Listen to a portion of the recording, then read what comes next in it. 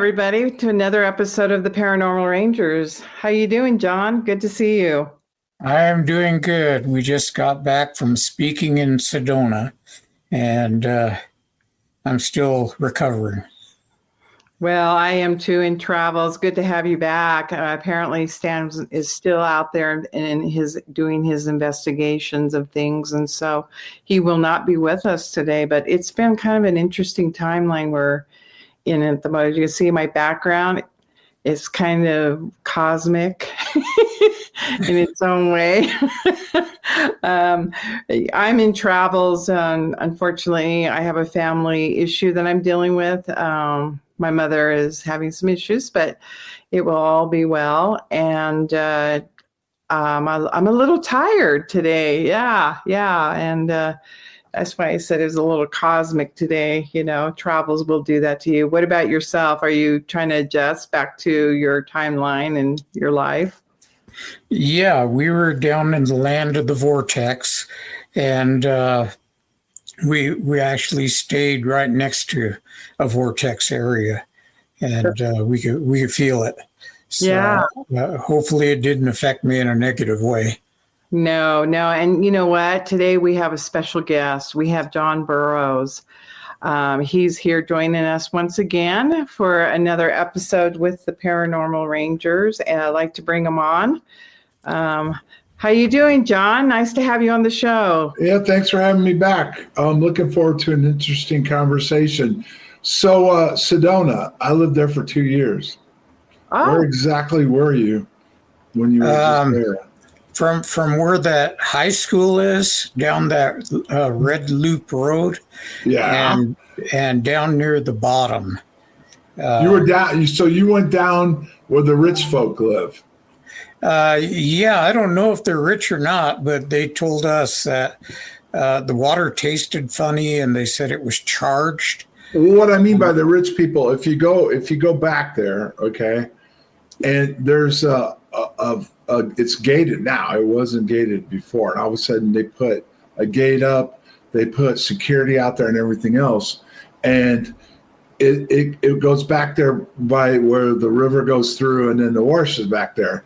And that area is back where the Sedona binary codes, the Peniston wrote. That's right back there where the binary codes, that coordinates is right back there where you were.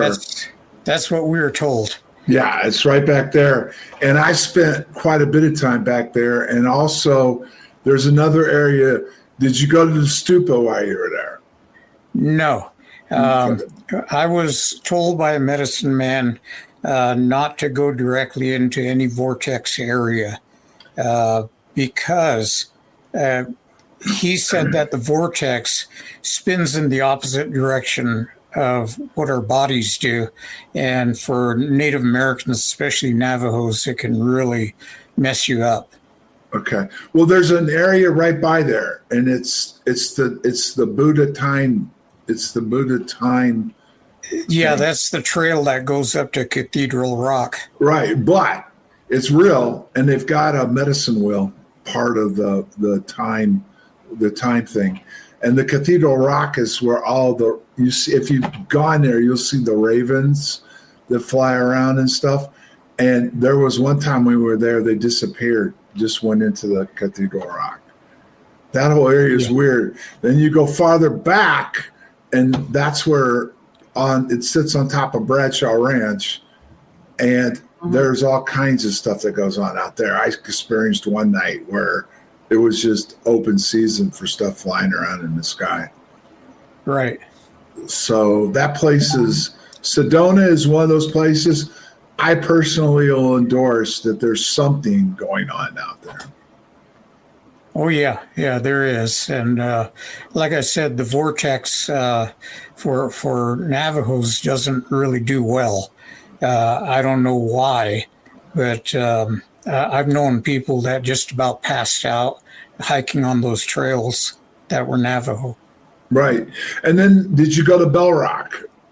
No, I didn't. Yeah, there's a guy by the name, he's called the UFO attorney. He actually got his case seen by the Supreme Court. He lives right by Bell Rock. And he stirred up a lot of controversy. I think I haven't followed his case the last year or two. He was older. but he used to hike up to Bell Rock all the time. Well, in 2012, when the whole thing was supposed to happen, he spent the night up on Bell Rock. The news was there, the choppers were there, and all that. And so he was up there, and it was supposed to be, I think, at 11 o'clock in the morning, Arizona time, that something was supposed to happen. And they actually had the police come out and everything because he claimed that there's going to be a vortex open, okay? And that he was going to jump into it when it opened. Well, I kid you not, and I'm not a BSer, my son and I were sitting there because I lived right behind Bell Rock, and we were watching all this with binoculars.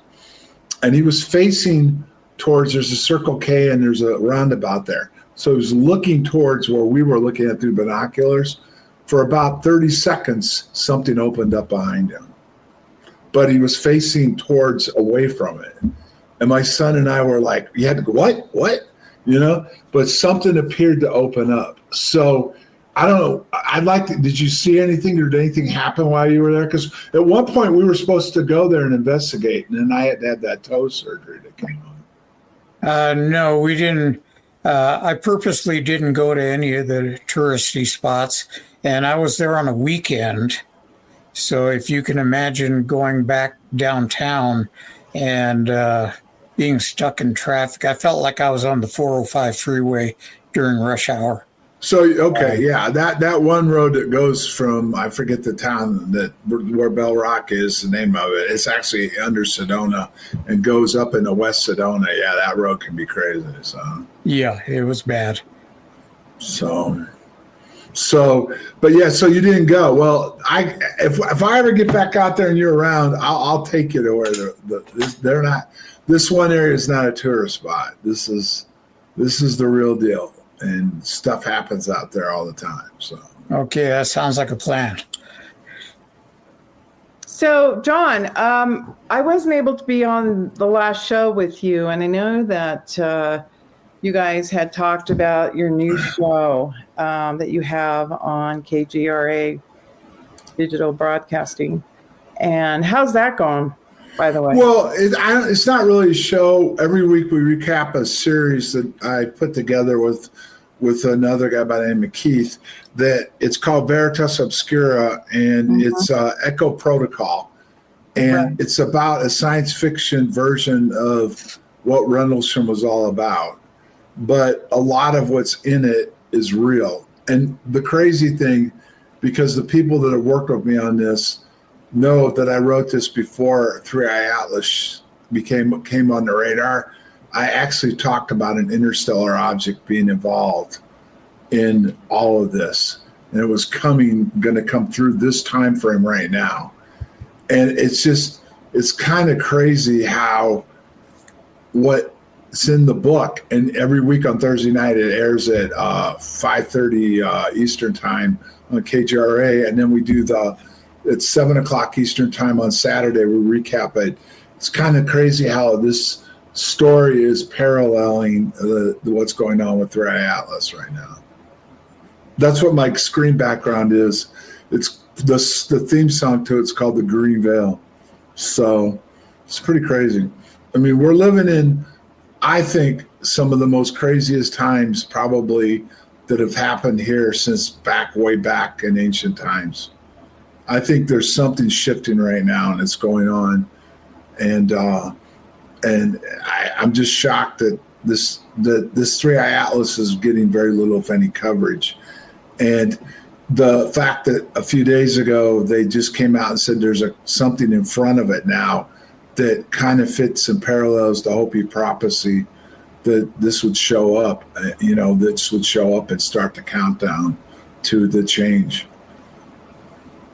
And what do you think the change is going to be, John? Well, that would be more something you would know, Michelle. We've had off-air talks about different things, including how they blocked me from going to Skinwalker Ranch and stuff. And so the point is that there's a time, I think, right now where what the natives experienced and lived is actually coming back to fruition again, and we're going to the next level. And there was something else that was brought to my attention that hasn't totally been covered yet, but if you go back to the history of the Great Flood, when the Hopi got taken underground, according to what I've been told, and I haven't had a chance because I'm finishing up another book, the sun affected the whole thing. And when Three Eye Atlas passed, the sun just did now, last week, like a few days ago, it triggered something with the sun, and that's what we're going through right now. We're actually going through the Aurora Borealis that one happened big time last night, and it caught everybody off guard because they said it might have gotten down as far as the northern parts of the states, and then you'd have to see it with cameras. It actually was so strong last night they didn't realize it was going to be like that. It was seen all the way down where you're at in New Mexico right now. Yeah, tonight we're gonna, after, we deal with some family stuff tonight, we're gonna stay up late. My sister and I, we're gonna witness it. Well, they're saying tonight may not be the night, but last night completely caught them off guard because it was 5 times. Where I was, you could just walk outside and the whole sky had color in it. It was crazy. And they said right before that it wasn't going to happen that way. And they said something happened that they can't even explain, and it just was a massive storm last night. So, yeah, wasn't it Bill who said that NASA's not going to even report those things to me too. They just said that they claimed they couldn't show the pictures or talk about what they saw with Three Eye Atlas when it passed. I think it was Jupiter, because it was shut down. Well, they're about to open the government back up tonight, and they just reported that NASA's not going to say anything about any of this. And Javi Loeb said that this is all being held back for political reasons. But he didn't clarify what exactly the political part was.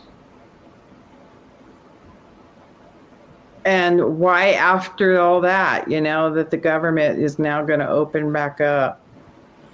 They're hiding something. I honestly believe, and I don't mean tomorrow we're going to wake up and everything's going to go completely crazy, even though things get crazier by the day. I think we're in a transition period, and I think consciousness is changing right now. And I think a lot of people today have been talking online about how they feel differently, even today. There's something going on right now. And that's, like I said, with the book that I'm putting out, it'll be available right after Thanksgiving where you can buy it. But I made it available each chapter each week up to Christmas Eve. And the crazy thing was, the December 19th is when it's supposed to get the closest to Earth and affect us. Yes, that's true. And that's exactly in the time frame of my book. That is really interesting. We were talking while we were behind the stage, saying we're kind of physically feeling something today. A lot of us are tired and unmotivated. And my sister and I came back here to our Airbnb and we rested. I went right to sleep, and I don't do that in the middle of the day. And we're feeling some kind of cosmic tiredness or something's going on. Well, here's the kicker for me. I've got 3 young cats. Right. And they've slept the entire day. It's crazy. All they've done is ate. They've eaten in the morning and they've slept. They got up and they've eaten this just before I came on air, and they're all sleeping again. And those cats are usually terrorizing the house at least half the day. And they are just curled up sleeping right now. And I know, I'd really like to go on what you think is going on with Rendell's from Michelle, because we've had some conversations, but I don't want to drop a surprise on you by what we said in private. So, do you feel like something's going on right now that's going to be cosmic in nature? Well, I think what I'm seeing just in the past few days is a lot of people are exiting the earth. I'm having friends whose parents have gone or going. I'm dealing with similar things. Not a death yet, but, I'm finding it very, very interesting cosmically. A lot of people are exiting. Okay. What about you, Jonathan? Did you get any vibes in Sedona up there? I know you didn't go to the spots, but did you get any vibes about there was something kind of weird going on? Well, me and Stan, where we were staying, we could actually, how you feel when you're sitting at a railroad crossing and the train is going by and you can feel the ground kind of vibrate. That's what it felt like to both of us. And we actually set Stan set a cup of water out. I was telling him that Tyrannosaurus was just around the corner and going to make it vibrate. But, as we sat there were ripples that were coming up every now and then. And so there was definitely some sort of vibration at that location where we were staying. John, I felt that yesterday too. I thought it was like a mini earthquake going on. Okay. Yeah. I'm feeling vibrations as well. And I actually feel those all the time, especially when I'm laying down. Mhm. I can feel something shift. And having grown up in Los Angeles and been there for the Sylmar earthquake, I know what an earthquake feels like, and I know what something unusual, that you can sense it. So I have been able to sense a lot of earth movement like that. Right. So, John, what I noticed last night, I was coming in, I got here about 8:30, how pitch black it was last night. I was high beams all the way driving from in the New Mexican rural, on 550 from Farmington to Albuquerque. It was pitch black. And I'm like, where is the moon? And I was talking to one of my friends. She lives there in Utah. And she said, oh, the moon's supposed to come up later. It doesn't come up till about 9:30. Yeah.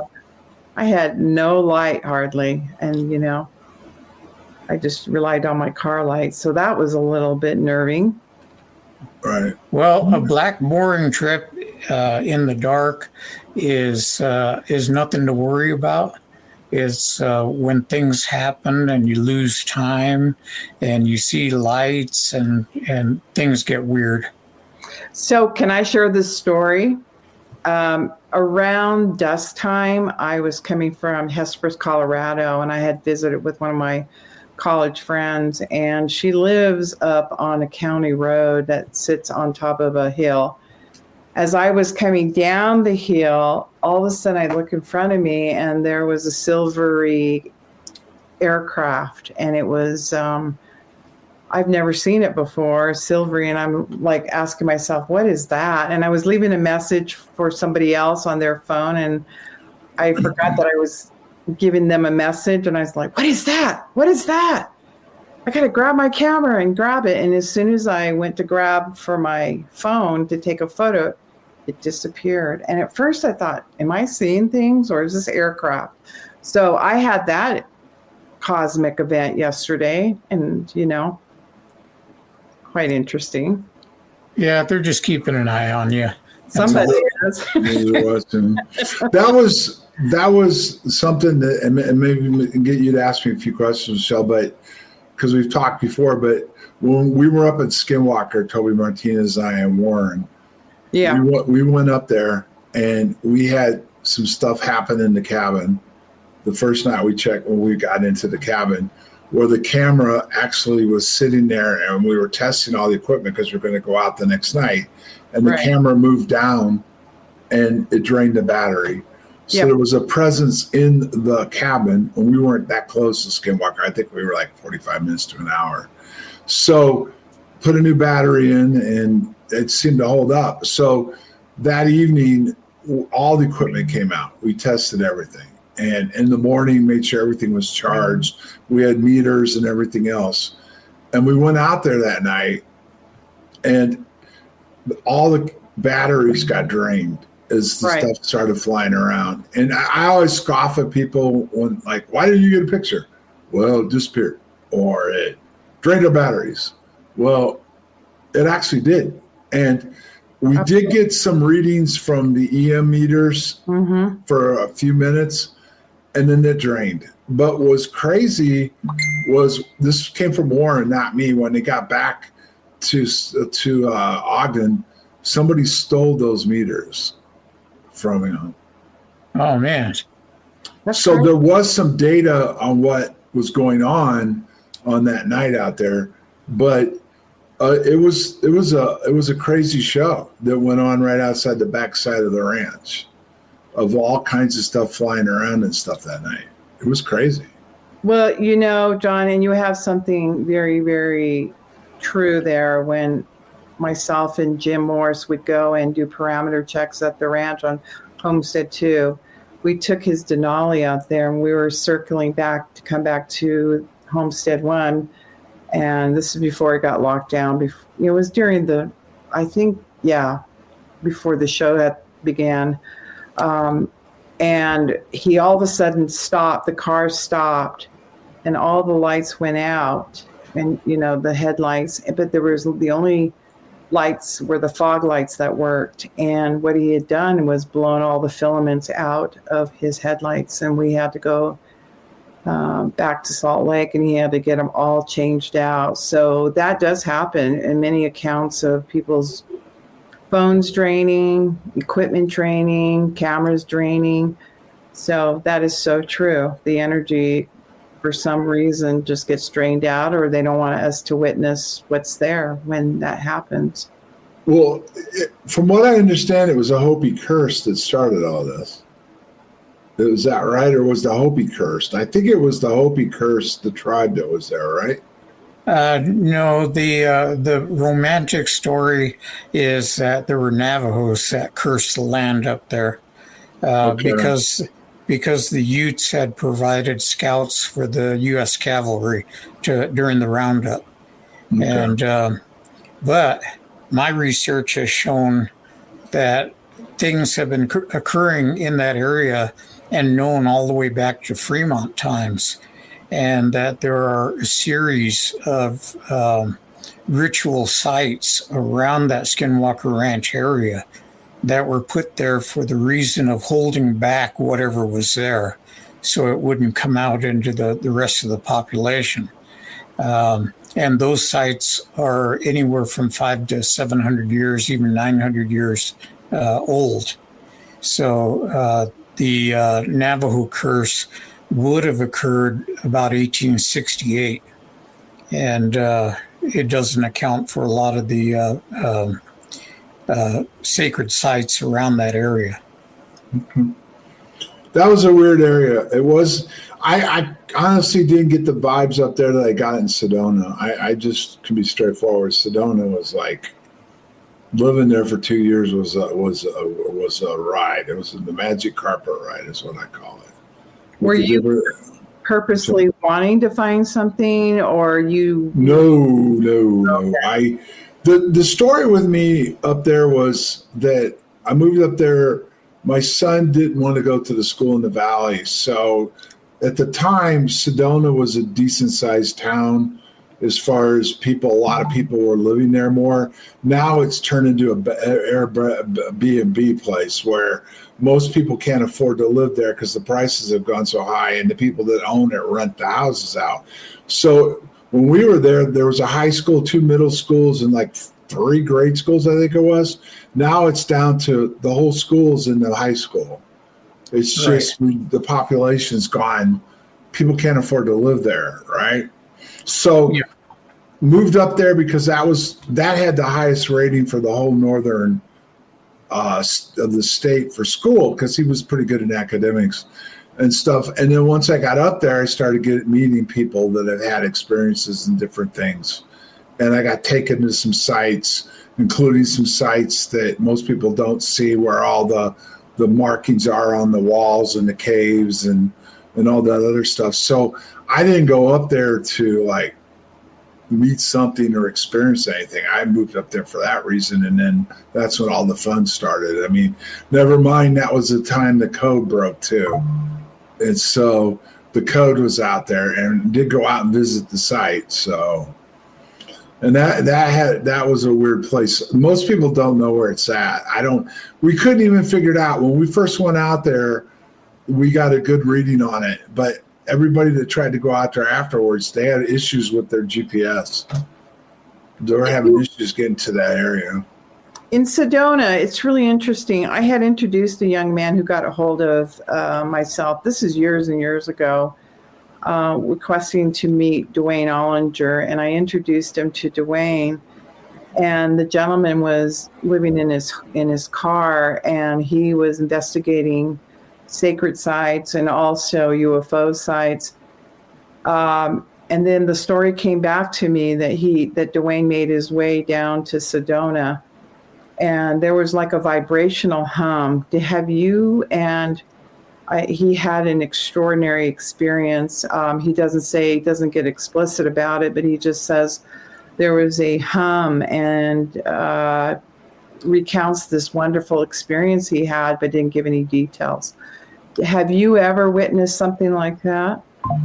No, well, the big night there was stuff in the sky flying around all over the top of us, but there was no hum, and there was no, like, I didn't feel like I had an awakening or an experience other than you just couldn't explain what was flying around and what was going on. And there was other nights when we were out there. I can't think of you may know what it is. You were just there, Jonathan. What's the town? You go from Cottonwood, you go up over the mountain, and you go down into Prescott Valley. What is that town? It's a ghost town that sits up there on the mines. What was that town called? I think that one's Jerome. Jerome, yeah. If you sat out in this area that's not a tourist area that most people don't know about, you would see lights almost every time you'd go out there. You'd see stuff flying around Jerome and down, and then would come down into that area. So there's definitely a presence there. Now, the government was there at one point. I don't think it's there anymore. And I can say that with authority because I was with the Air Force in Arizona, and we were responsible for that facility that set out in West Sedona. Mm-hmm. So there was a facility out there, and part of their job was to monitor low frequencies that were in the area. And there was 2 people that were in the remote viewing program that lived there. And I don't know if they're still alive and they live there now, but they're up on a couple of the mountains. That there's some mountain houses up there, and their whole house is nothing but equipment. That their job is to monitor the frequencies of what goes on there. You know, it's really interesting about this 3i Atlas. The interesting thing is about maybe 3 weeks ago, I was sitting out on a Saturday, and it was cloud cover, and there wasn't a nice cool breeze. And all of a sudden I was karaoke with my daughter-in-law. She loves to sing. So we were sitting outside just enjoying the weather and having a nice little tea or soda. And all of a sudden the heat started radiating like heat. And all of a sudden my arm got sunburnt right there. And I called a friend of mine and I said, "What is going on?" She goes, "Oh, I think you just better get inside because there's a sun flare happening right now." And I felt like I was inside of a microwave and I couldn't get cool. And I was like, I got to get in the house. And I had to stand in front of the fan. But I noticed I got sunburned. So people need to be very careful. These sun flares are coming through because it does affect your body. It affects everything. But so do you guys have any questions? I think, Jonathan, last time we got into Rendlesham a little bit. You have any questions for me about Rendlesham and my experiences and stuff like that? Oh, wow.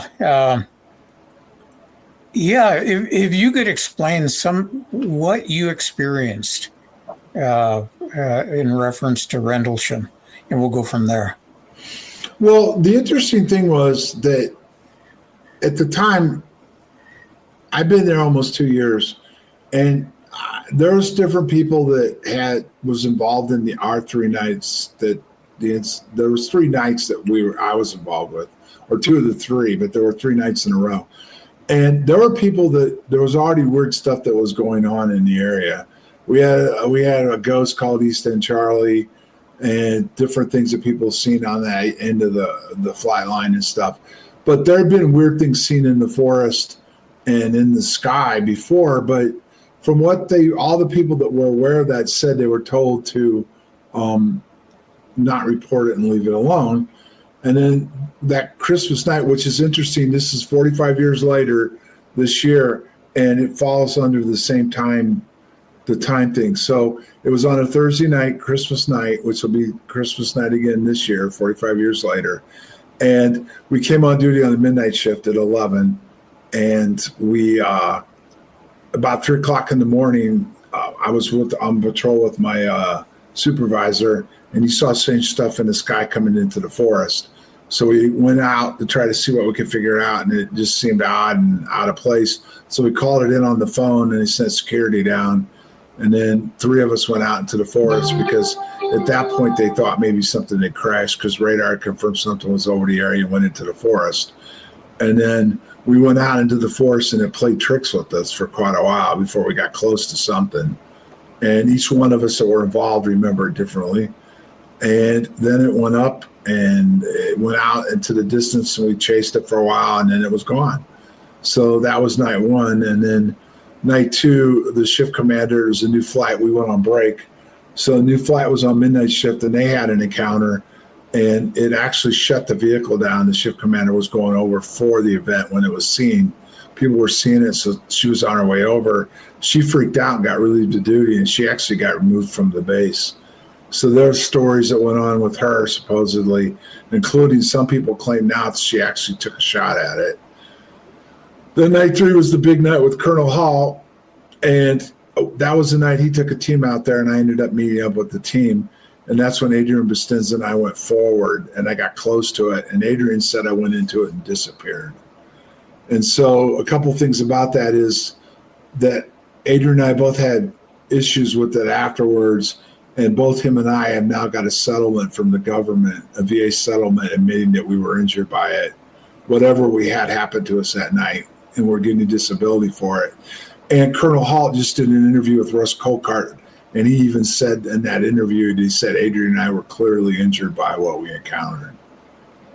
Did you encounter any loss of time or any type? First night, our watches were 45 minutes slow. So, but night 3, no, there was no like I don't remember like our watches were slow or anything. But when we went in, when we were involved with it, time did seem to slow down. Okay. And pretty sure what we encountered was time dilation, a time dilation bubble.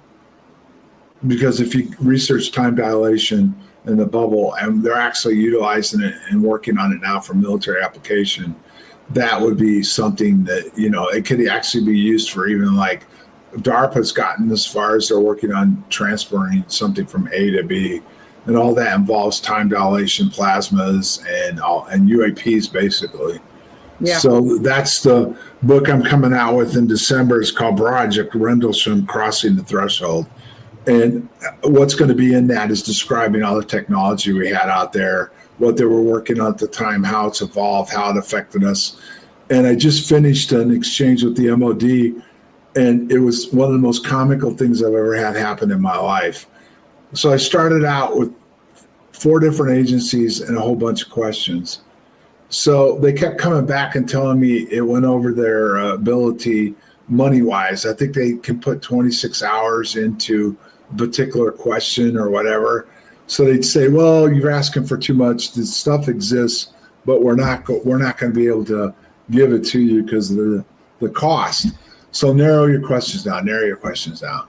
So I narrowed my questions down to a couple on each, finally, and this went on for 6 months.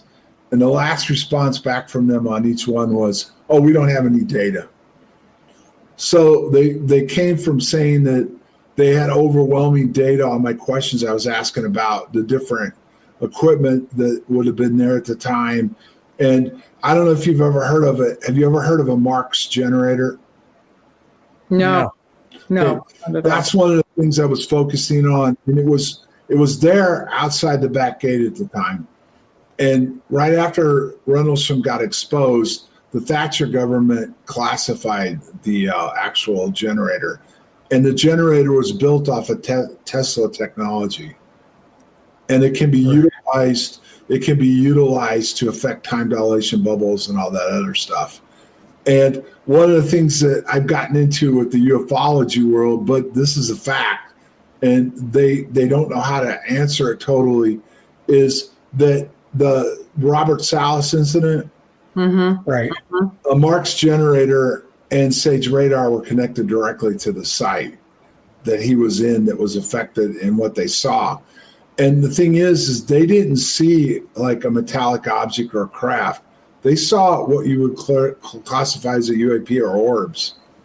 And this particular generator has been advanced. In fact, the when the infancy generator was first built, any ideas? Yeah. It came online right before the Philadelphia experiment. Oh, okay. Okay. So it's pretty clear that it was involved. The Philadelphia experiment really did probably happen.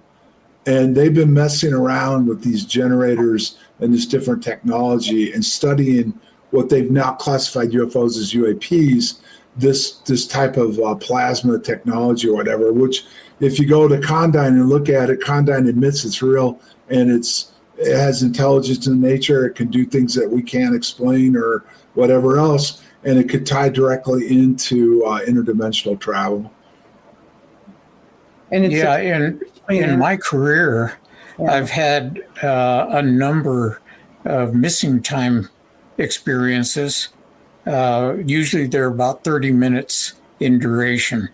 And I had one involving that same time dilation where I gained 45 minutes of time and couldn't explain it for the longest time.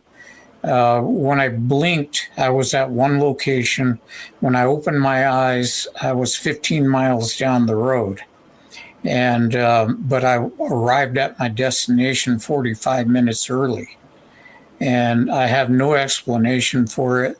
The time formulas, Johnny went, if he was traveling this many miles an hour over this much time, I would have had to been going, a couple of 100 miles an hour to get there.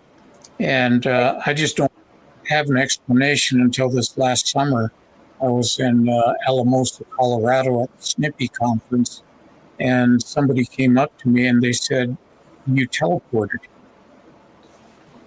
And so far, that's the only explanation I have for that incident, was that I was teleported from one location to the next.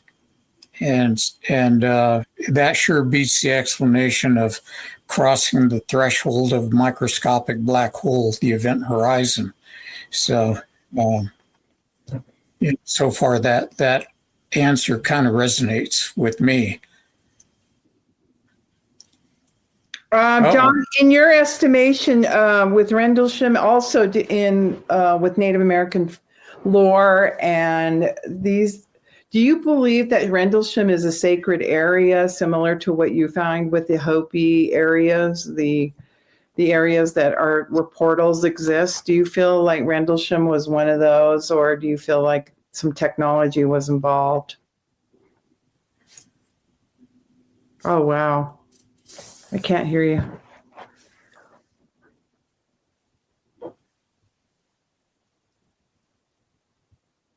Yeah, you're on mute. Did he mute himself? I think so. There he is.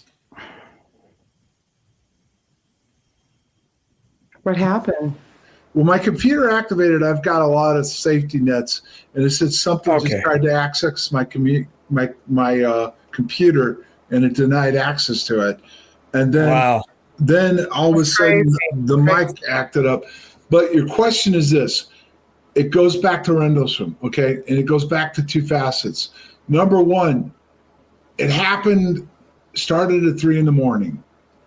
We probably didn't go into the forest until after 3:30, between 3:30 and 3:45. Okay. From where we were at the gate, and we drove a little bit. We went down probably half a mile in a vehicle. From where we got out of the vehicle and where we ended up before we turned around and came back, and we were back on site by around 5:15, somewhere in there. I can't remember exact time now.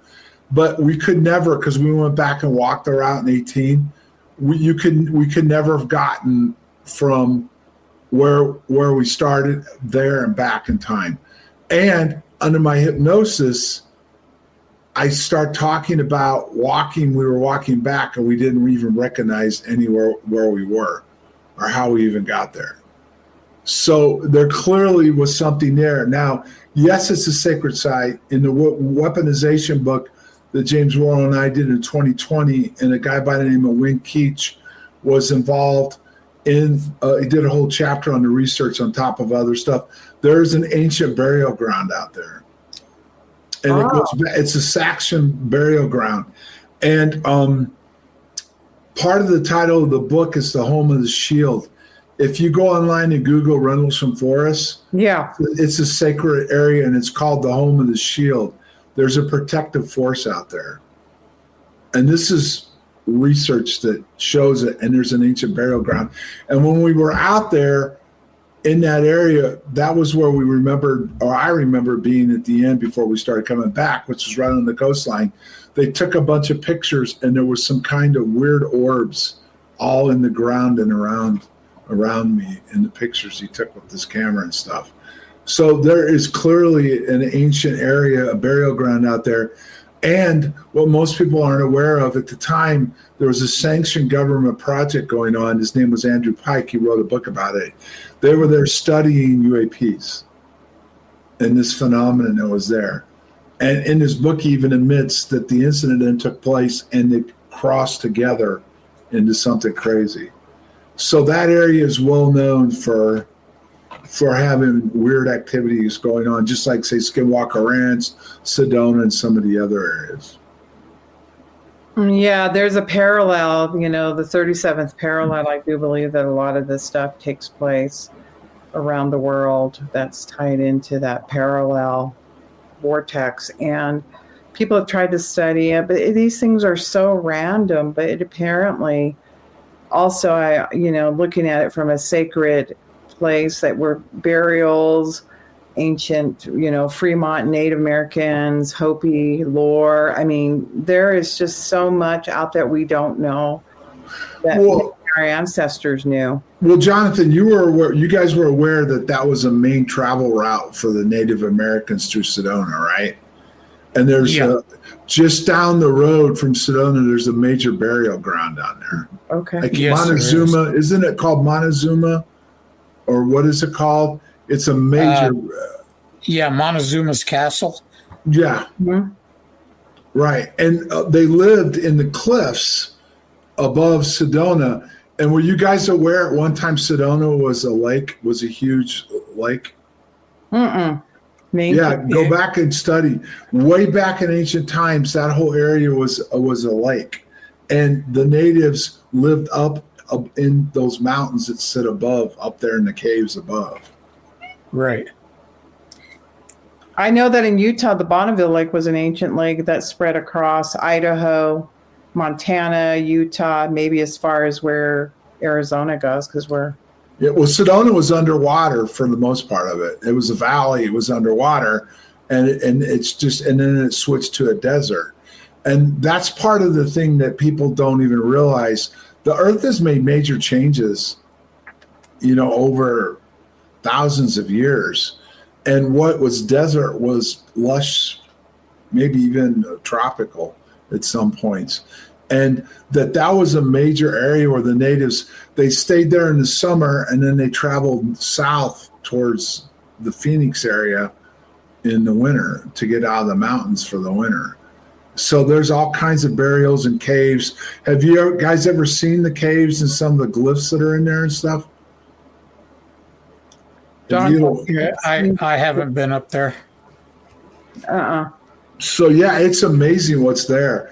I mean, if you ever want to go to an area where you actually have a chance of something happening or experiencing something, that is the area I would recommend. In fact, Jonathan, I hope someday we can get back there together, plus I'd like to get up on Hopi again.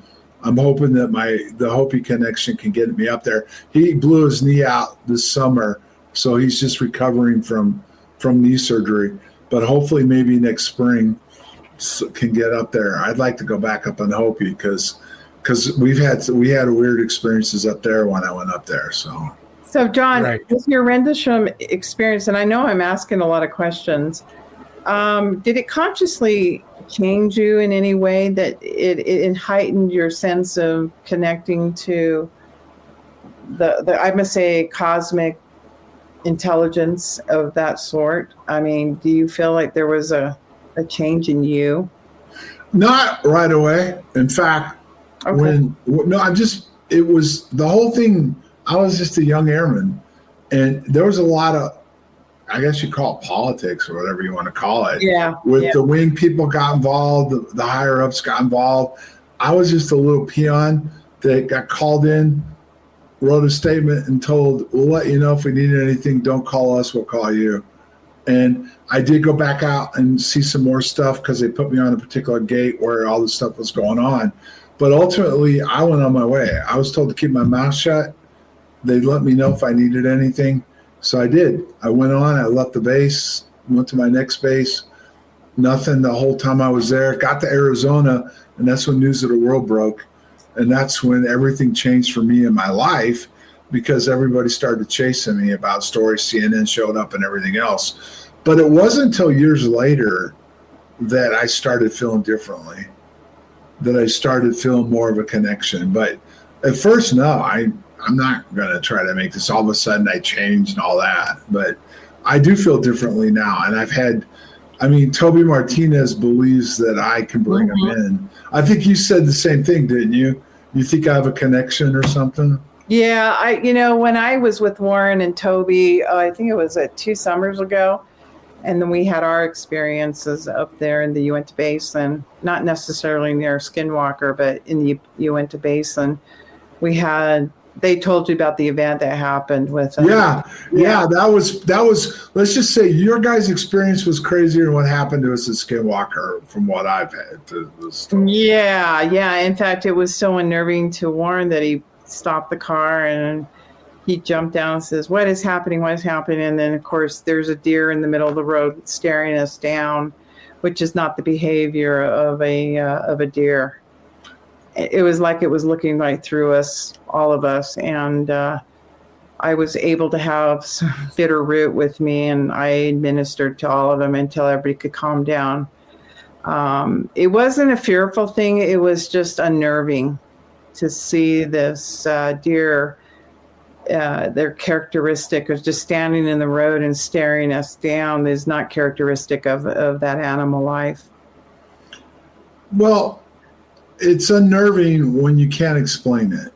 Exactly. And what makes it even harder is like when you see something you can't explain, you don't know how to deal with it.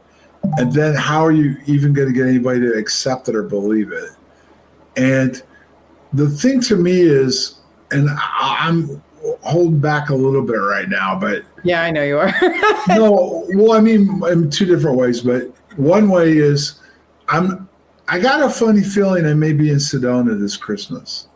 Okay. There's something I think, and again, I'm not talking about the great flood's going to hit between now and Christmas, or there's going to be, everything's going to collapse. Right. But I think people are going to be affected, and there's going to be a change in a lot of people.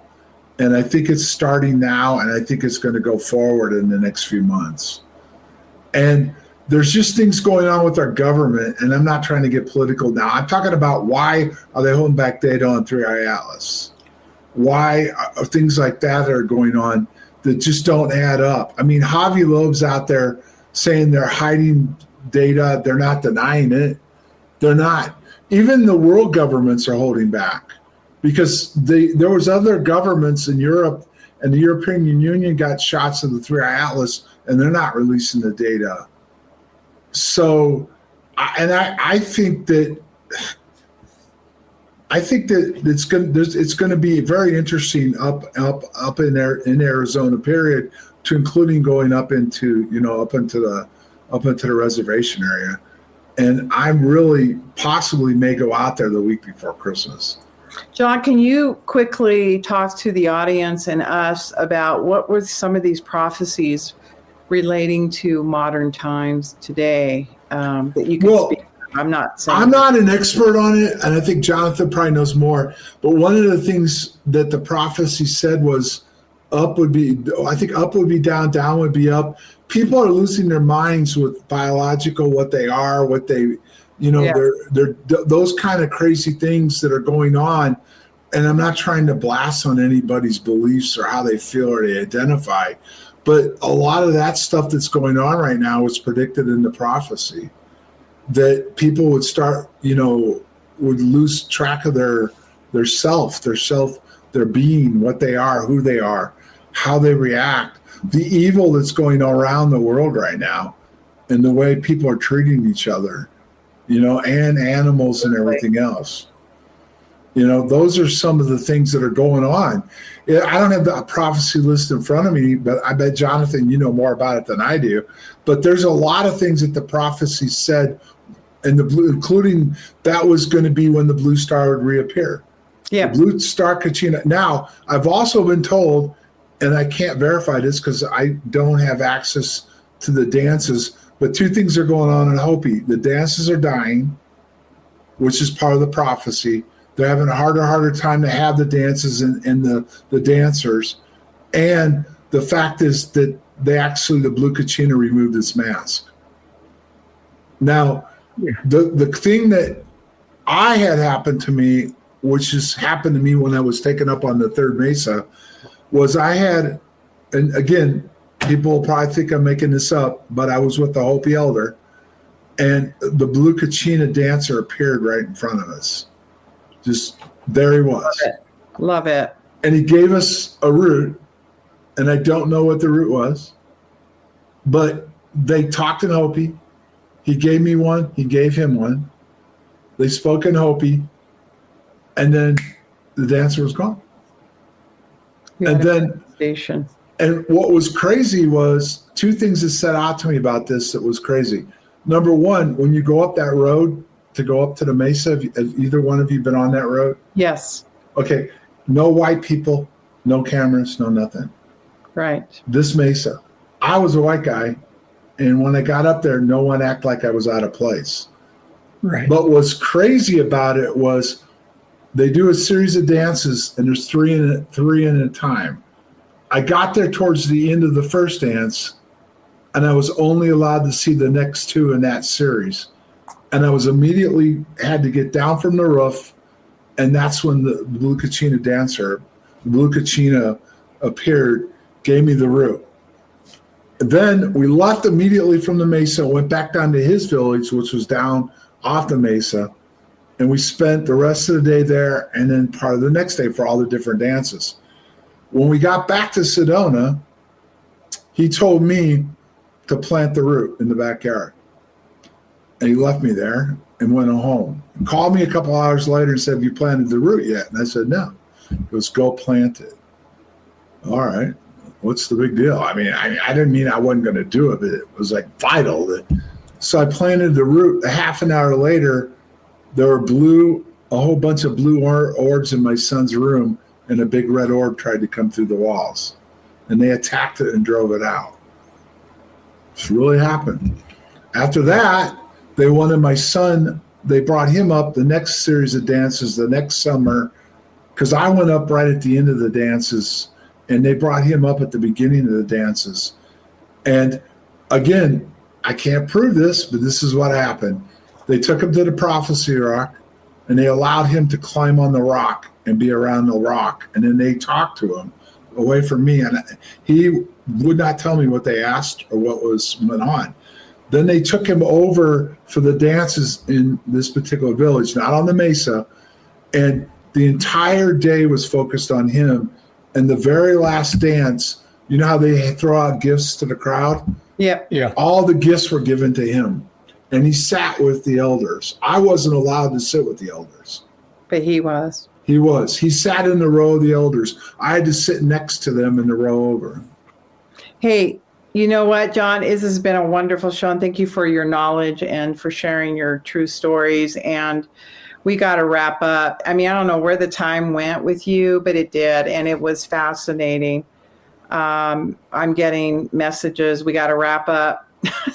And we're going to have to bring you back again, Yeah, John. absolutely. We're just barely scratching the surface. And Jonathan and Michelle, if I come out at Christmas time, I know it's Christmas time, I'll let you know. Maybe we can meet up. Okay. Okay. I'm not saying I am. I'm not saying I am yet. But every day I get stronger feelings I need to be out there. So we'll see what Okay. happens. Yeah. Also, you got to come on with the Paranormal Rangers once your book is out, and you can let everybody know what's in the book, because I know there's going to be a lot of information in that book that people will be very interested in seeing and reading. Right, and I'll get you guys a copy of the book before that so you can read it. Thank you. Awesome. Yeah. Thank you. All right. Thanks for having me on, guys. You bet. Thanks for being here. Right. Thanks, everybody. Have a great day.